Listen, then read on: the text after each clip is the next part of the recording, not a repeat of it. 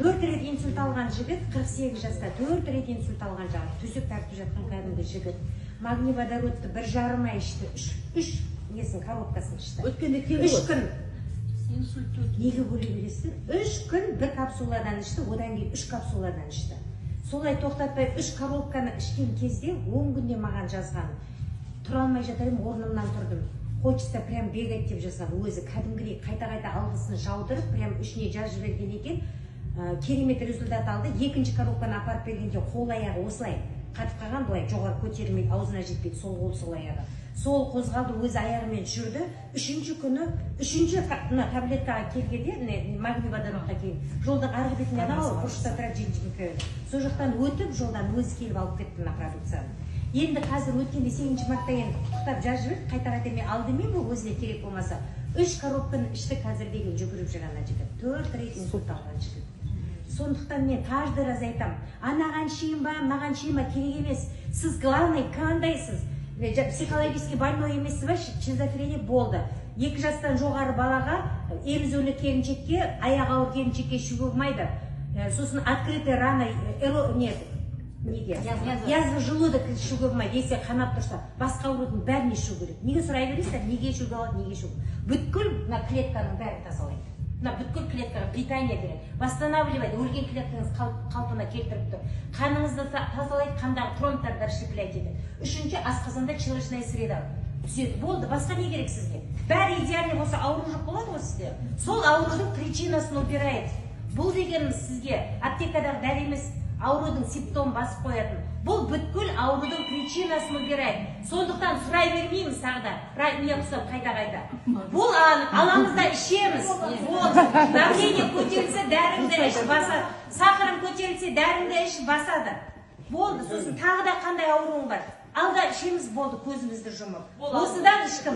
H2O молекулярная вода түседі дейді, ішке барғанда. Магний водород түседі дейді, болды. Естіп тұрайсыздар, судан өлген адам естіңіздер ма, су ішіп өліп қалды деген жоқ, өлмейді ешкім.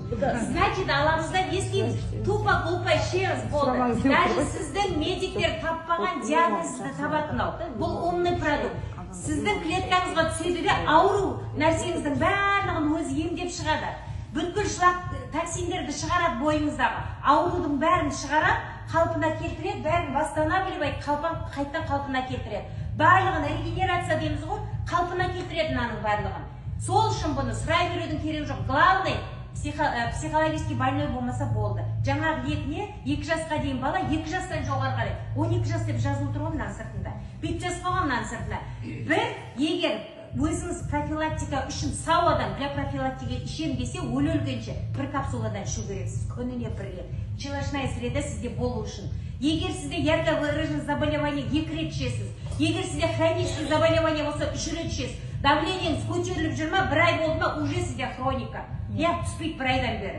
Ешқандай таблеткадан дәрі, жаңағы медикаменттен түсіп, кетіп қалған көрген жоқпын. Сіздердің алдарыңызда мен тұрмын 53 жаста, 31 жасынан бастап давлениемен страдай кеткем.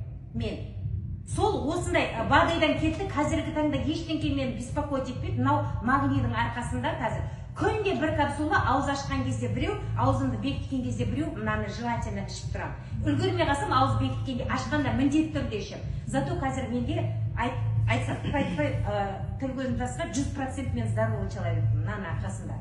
Өтіп ескенезек жылышының пузыры 12 жыл болған сырада кеткеніме. 11 жыл күні бір бала мынадан. Аяқтан да кетіп, наяқтан да кетіп, бүткіл өтімнің кетіп, одан кейін бері мен 1 ретте магнезия ішіп көрген жоқпын. Әйтпесе магнезиямен шайып отыратын тұғыш. Аптасына 2 рет, иногда бывает 3 рет. 12 жыл болды мені білетін жерде қаншама адам отыр, өтте мен сырада кетіп жүргеніме.